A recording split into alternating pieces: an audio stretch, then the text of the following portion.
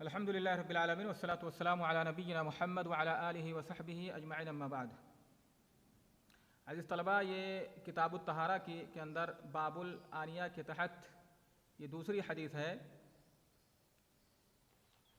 عن ام سلمۃ رضی اللہ عنہا قالت قال رسول اللہ صلی اللہ علیہ وسلم الذي يشرب في اناء الفضة انما يجرجر في بطنه نار جہنم، متفق علیہ۔ عن ام سلمۃ رضی اللہ عنہا، ام سلمہ یہ ام المومنین نبی کریم صلی اللہ علیہ وسلم کی بیویوں میں سے ہیں۔ ام سلمہ ان کا نام ہے ہند بنت ابی امیہ حذیفہ بن مغیرہ القرشیہ المخزومیہ، یعنی ام المومنین ہیں۔ اور ام سلمہ رضی اللہ عنہا، ام سلمہ ان کی کنیت ہے، نام ان کا کیا ہے؟ ہند بنت ابی امیہ، ہند بنت ابو امیہ۔ ابو امیہ کا نام تھا حذیفہ، تو نام ہو یعنی ہند بنت حذیفہ بن مغیرہ۔ یہ اپنی کنیت سے مشہور ہیں، ام سلمہ ہی سے یہ مشہور ہیں اور نام سے بھی یہ معروف ہیں، یعنی ہند بنت ابی امیہ، ہند سے بھی یہ معروف ہیں۔ شروع میں یعنی اسلام لانے والے صحابیات میں سے ہیں۔ ان کے شوہر تھے ابو سلمہ، ان کے شوہر ابو سلمہ تھے، جو کہ اللہ کے رسول صلی اللہ علیہ وسلم کی پھوپھی کے لڑکے تھے، یعنی پھوپھی زاد بھائی تھے، اور آپ کے رضاعی بھائی بھی تھے۔ ان کی وفات جو ہے غزوہ احد کے بعد ابو سلمہ کی وفات ہو گئی۔ اور یہ ام سلمہ رضی اللہ تعالی عنہا جو ہے، ان کے بارے میں آتا ہے کہ یہ ابو سلمہ سے بہت محبت کیا کرتی تھیں، کیونکہ یہ ان کے چچیرے بھائی تھے، ٹھیک ہے، چچا زاد بھائی تھے ابو سلمہ رضی اللہ تعالیٰ عنہ۔ تو جو ان کی وفات ہو گئی، انہوں نے کہا انا للہ و انا الیہ راجعون، اللہم اجرنی فی مصیبتی واخلف لی خیرا منہا، ٹھیک ہے۔ یہ دعا پڑھی انہوں نے، تو کہتی ہیں کہ ابو سلمہ کی وفات ہو گئی تو میں نے کہا کہ ای المسلمین خیر من ابی سلمہ، کہ مسلمانوں میں کون ہو سکتا ہے جو ابو سلمہ سے بہتر ہو، ابو سلمہ سے بہتر اور کون شخص ہو سکتا ہے۔ بہت محبت کرتی تھی ان سے، ٹھیک ہے۔ تو کہتی ہیں، خود کہتی ہیں کہ میں نے یہ دعا پڑھی تو اللہ رب العالمین نے مجھے ان سے بہتر شوہر عطا کیا، یعنی اللہ کے رسول صلی اللہ علیہ وسلم سے ان کی شادی ہو گئی۔ اللہ کے رسول صلی اللہ علیہ وسلم نے ان کی عدت ختم ہو جانے کے بعد ان سے سن 4 ہجری میں شادی کر لیا تھا۔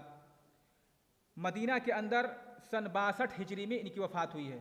سن 62 ہجری میں ام سلمہ رضی اللہ تعالی عنہا کی وفات ہوئی ہے مدینہ کے اندر، اور یہ نبی کریم صلی اللہ علیہ وسلم کی بیویوں میں سب سے آخری بیوی تھی وفات کے اعتبار سے، یعنی سب سے آپ کی بیویوں میں سب سے آخر میں جو وفات ہوئی ہے تمام بیویوں میں، وہ کون ہیں؟ ام سلمہ رضی اللہ عنہا ہے، ٹھیک ہے مشائخ۔ قالت، فرماتی ہیں، یعنی انہوں نے فرمایا، قال رسول اللہ صلی اللہ علیہ وسلم، کہ اللہ کے رسول نے فرمایا، الذی یشرب فی اناء الفضة، الذی یشرب فی اناء الفضة، جو شخص پیتا ہے چاندی کے برتن میں، انما یجرجر فی بطنہ، جرجرا یجرجرو جرجرتن کے معنی ہوتا ہے پانی پیتے وقت جب پانی پیٹ کے اندر جاتا ہے تو جو آواز آتی ہے اسے جرجرا کہتے ہیں۔ سمجھ رہے مشائخ؟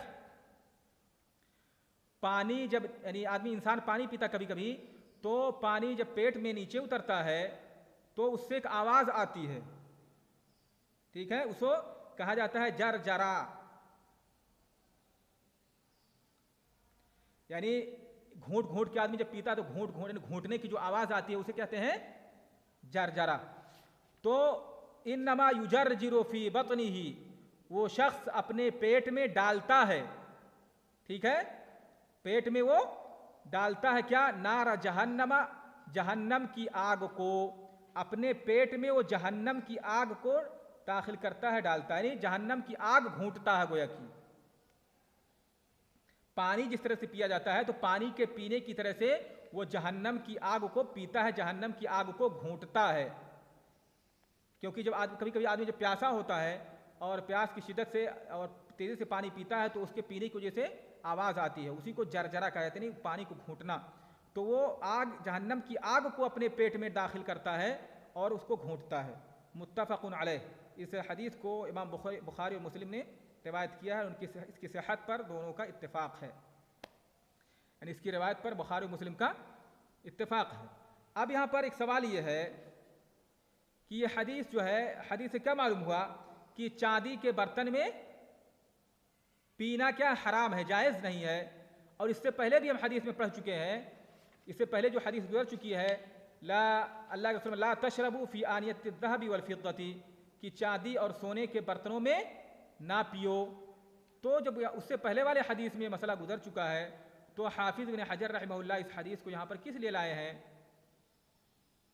کیونکہ یہاں پر بھی وہی مسئلہ معلوم ہوتا ہے کہ چاندی کے برتن میں پینا یہ جائز نہیں ہے، یعنی اس کا استعمال جائز نہیں ہے کسی بھی کام، جیسا کہ اس سے پہلے میں بتا چکا ہوں کہ راجح جو ہے اور احوط جو قول ہے، راجح قول وہ یہ ہے کہ سونے چاندی کے برتنوں کا استعمال یعنی مطلق طور پر حرام ہے، جائز نہیں ہے۔ اہل علم کا اس میں اختلاف بیان کیا گیا تھا کہ وضو کے لیے، غسل کرنے کے لیے بھی جائز نہیں ہے۔ تو شاید امام حافظ ابن حجر رحمہ اللہ اس حدیث کو اس باب میں جو لائے ہیں یہ بتانے کے لیے کہ اس سلسلے میں سخت وعید وارد ہے، چونکہ اس حدیث کے اندر ایک سخت وعید کا ذکر ہے، یعنی گویا کہ اس سے پہلے ہے تو اللہ اس نے منع کیا ہے کھانے پینے سے، لیکن اس میں کیا ہے کہ جو شخص چاندی کے برتن میں پیتا ہے تو گویا کہ اپنے پیٹ میں آگ ڈالتا ہے، اتنا سخت گناہ ہے، اتنا سخت۔ اس وعید کو بیان کرنے کے لیے، اس کی سختی کو بیان کرنے کے لیے حافظ ابن حجر رحمہ اللہ اس حدیث کو لائے ہیں، ٹھیک ہے۔ اور اس کے بعد جب سونے کے برتن میں پینے کی اتنی سخت ممانعت ہے، اتنی سخت وعید وارد ہے، تو آپ اس سے اندازہ لگا سکتے ہیں کہ سونا جو کہ اس سے قیمتی ہوتا ہے اس کے بارے میں ممانعت ہے، تو اگر کوئی سونے کے برتن میں کھائے پیے یا پانی پیے تو اس کا کیا حکم ہوگا؟ ہاں، بدرجہ اولا اس سے سخت اس کی وعید ہوگی اور اس سے سخت انسان گنہگار ہوگا، ٹھیک ہے مشائخ۔ کیونکہ چاندی میں سے تو کچھ چیزیں جائز بھی ہے آدمی کے لیے، اور سونا جو ہے جیسے مثلا چاندی کی انگوٹھی وغیرہ ہو تو مرد پہن سکتا کہ نہیں پہن سکتا ہے؟ چاندی کی انگوٹھی پہننا جائز ہے، لیکن سونا مرد کے لیے جائز نہیں ہے۔ تو چاندی میں تو تھوڑی سی رخصت بھی ہے، لیکن سونے میں اللہ رسول نے فرمایا کہ سونے کے بارے میں کہ اس میں کھانا پینا حرام ہے۔ تو جب چاندی کے برتن میں اللہ رسول نے فرمایا کہ گویا کہ آدمی اپنے پیٹ میں آگ ڈالتا ہے، تو اگر سونے کے برتن میں اگر کوئی کھائے پیے گا یا پانی پیے گا تو بدرجہ اولا اس کے لیے وعید ہوگی، لہذا اس کے لیے سونے کے برتن میں بھی کھانا پینا جو ہے جائز نہیں ہوگا۔ اسی طرح سے حدیث سے بھی معلوم ہوا کہ الجزاء من جنس العمل، جیسا عمل ہوگا ویسی اس کی سزا ہوگی، ٹھیک ہے۔ انسان جیسا کرے گا ویسا بھرے گا۔ دنیا میں چاندی کے برتن میں پیتا تھا جو شخص، یعنی اس کو اپنے چاندی کے برتنوں میں پانی کو گھونٹتا تھا، تو اسی طرح سے قیامت کے دن جہنم کی آگ کو اپنے پیٹ میں گھونٹے گا، یعنی اس کو داخل جیسے پانی کو ڈالتا ہے داخل کرتا ہے، ویسے پیاس کی شدت سے جہنم کی آگ کو پیے گا وہ، الا کہ انسان دنیا میں توبہ کر لے اور توبہ کرنے کے بعد اس کی وفات ہو تو الگ بات ہے، لیکن اگر اس گناہ کو کیا اور توبہ نہیں کیا اور پھر اللہ رب العالمین نے اس کا مواخذہ کیا تو اس سزا کا وہ مستحق ہے، لیکن اللہ رب العالمین کی مرضی، اس کی مشیت چاہے تو معاف کر دے، کیونکہ شرک کے علاوہ اللہ رب العالمین تمام گناہ کو معاف کر سکتا ہے۔ اگر انسان مر گیا اور شرک کر کے مرا ہے تو پھر اللہ تعالیٰ نے پہلے بتا دیا کہ شرک ہرگز اللہ تعالیٰ معاف نہیں کرے گا۔ اس کے علاوہ جو گناہ ہے اگر انسان دنیا میں توبہ کر لیتا ہے تب تو معاف ہے، لیکن اگر توبہ نہیں کر سکا اور اس گناہ کو کرنے کے بعد ویسے مر گیا تو یہ اللہ رب العالمین کی مشیت پر ہے، چاہے تو اس کا مواخذہ کرے، اس کو اس کی سزا دے، اور چاہے تو اس کو معاف کر کے جنت میں داخل کر دے، ٹھیک ہے مشائخ۔ یہاں پر ایک چیز اور بتانا بھول گیا کہ جہنم یہ بڑی آگ کا نام ہے، النار العظیمہ البعیدۃ القعر، یہ کہتے ہیں، یعنی جہنم اس جگہ کا نام ہے جہاں پر بہت زیادہ آگ ہے اور وہ بہت گہری بھی ہے، وہ جگہ ہے بہت، وہاں پر بہت گہرائی بھی ہے. اور یہ جہنم جو ہے یہ غیر منصرف پڑھا جاتا ہے اس کو، کیونکہ یہ عجمی لفظ ہے اور یہ تو علم ہے، علمیت کی وجہ سے اور عجمہ کی وجہ سے اس کو غیر منصرف پڑھا جاتا ہے.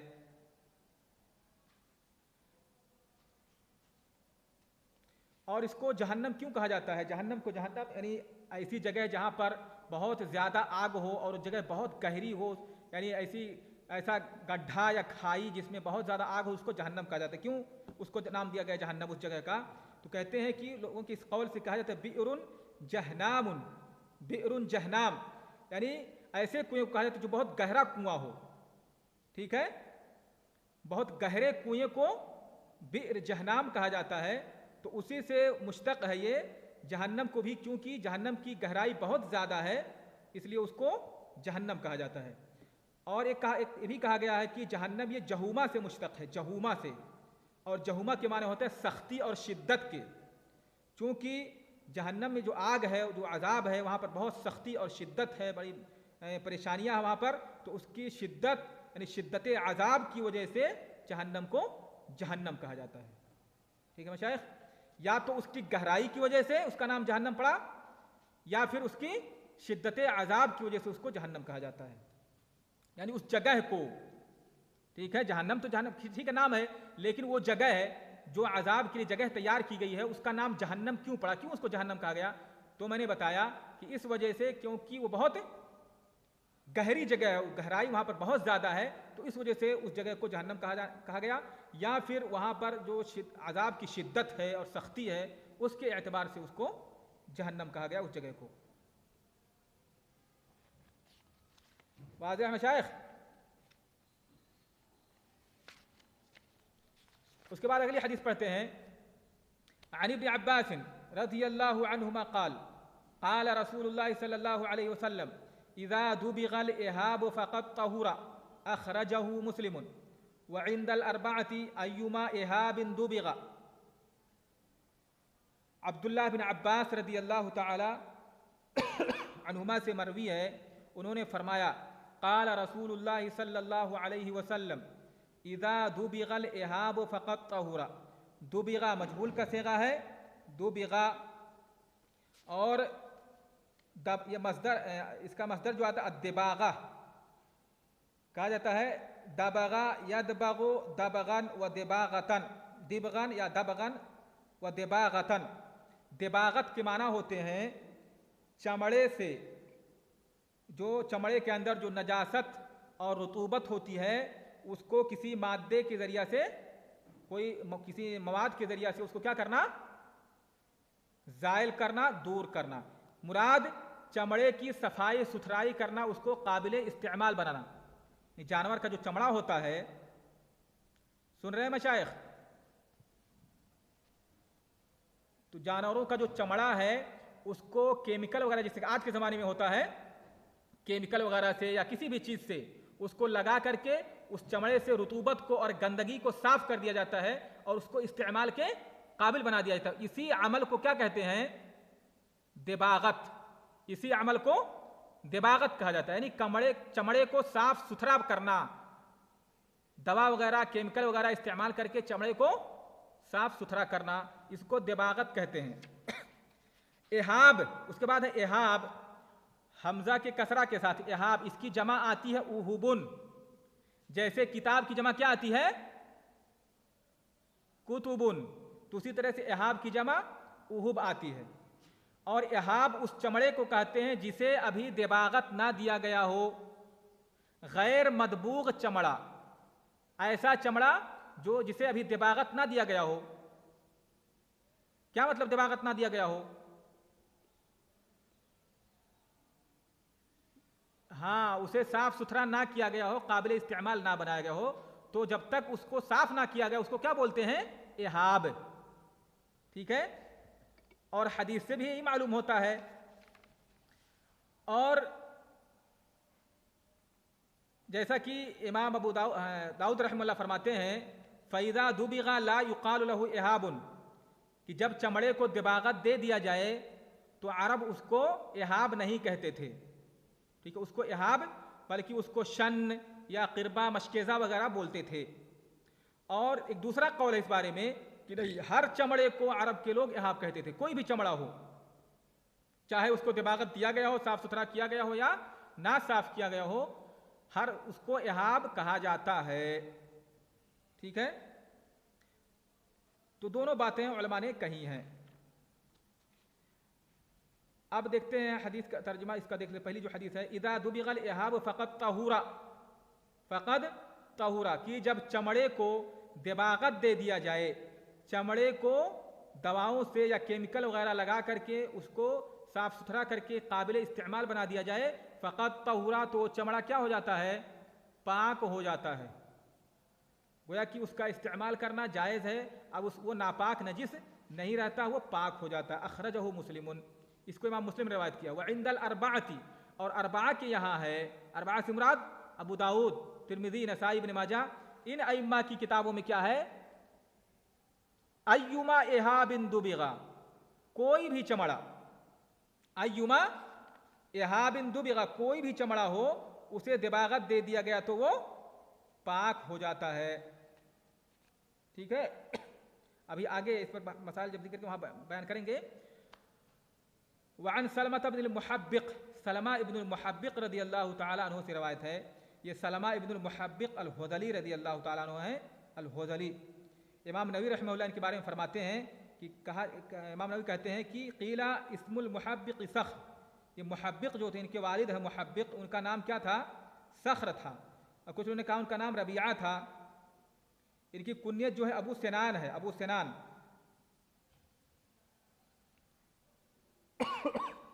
ان کی جو روایت ہے، یعنی جو سلمہ بن المحبق رضی اللہ تعالیٰ عنہ ہے، انہوں نے کل اللہ کے رسول سے تقریباً 12 حدیثیں روایت کی ہیں. 12 حدیثیں ان سے اللہ کے رسول سے مروی ہیں، انہوں نے روایت کی ہیں. سلمہ ابن المحبق رضی اللہ. تو فرماتے ہیں قالا، کہا انہوں نے کہ اللہ کے رسول صلی اللہ علیہ وسلم نے فرمایا، دباغ جلود المیتۃ طہورها، صححہ ابن حبان. اللہ کے رسول نے فرمایا کہ مردے کے چمڑے، یعنی مردہ جانور جو مر جائے، مردہ کسے کہتے ہیں بتا چکا ہوں اس سے پہلے. میتہ کسے کہتے ہیں؟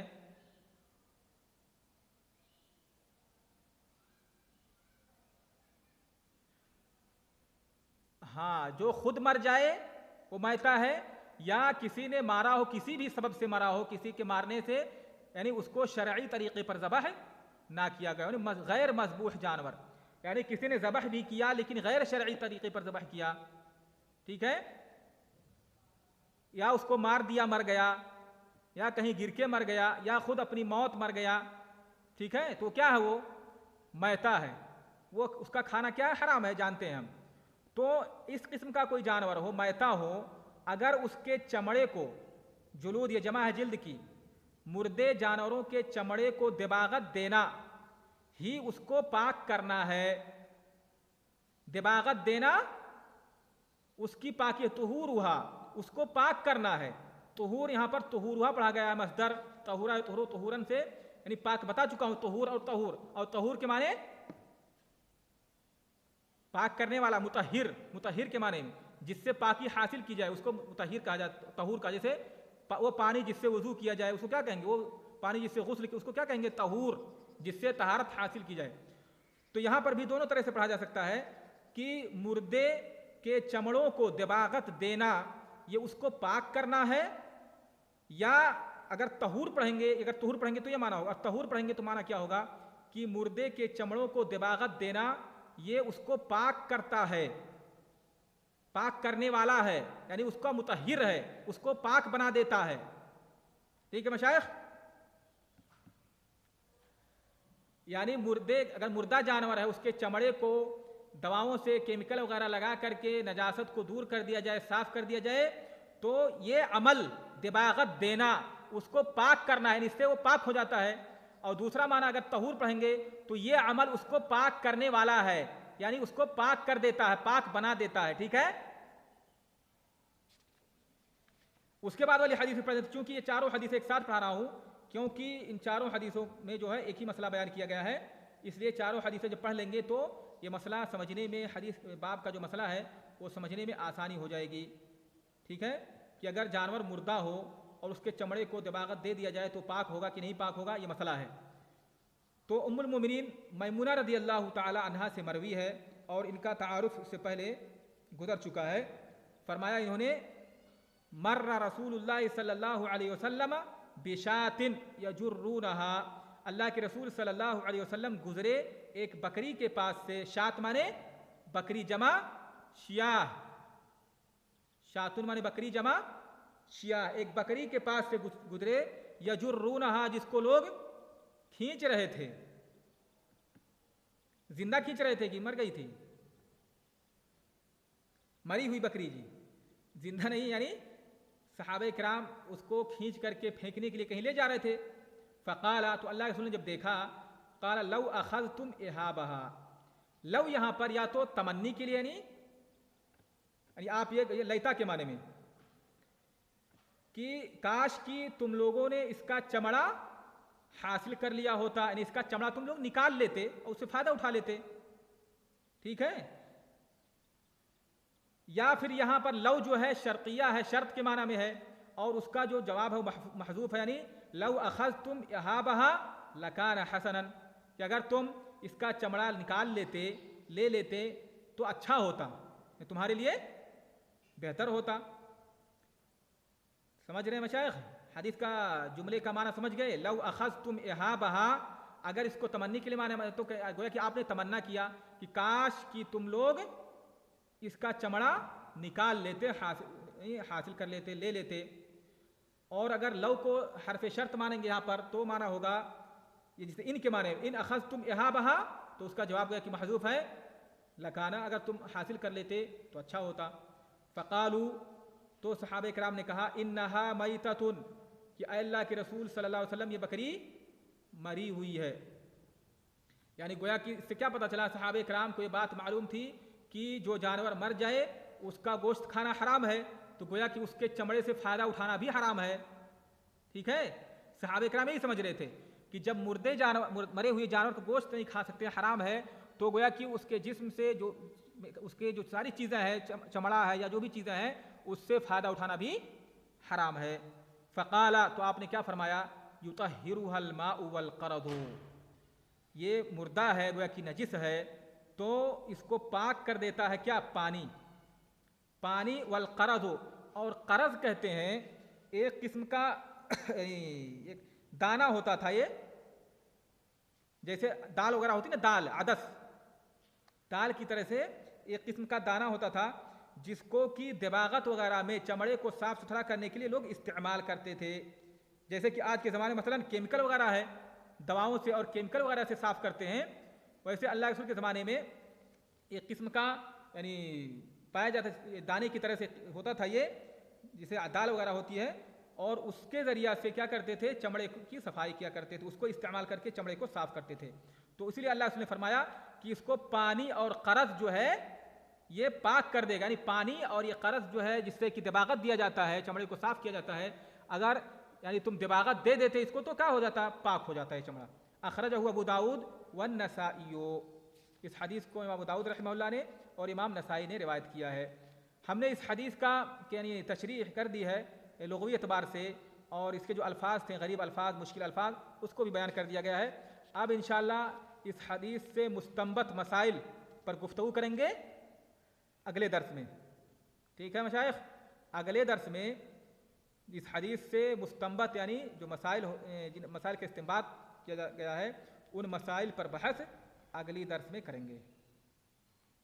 اگر کچھ پوچھنا ہو آپ لوگوں کو، کوئی سوال ہو آپ کے ہاں تو پوچھ سکتے ہیں۔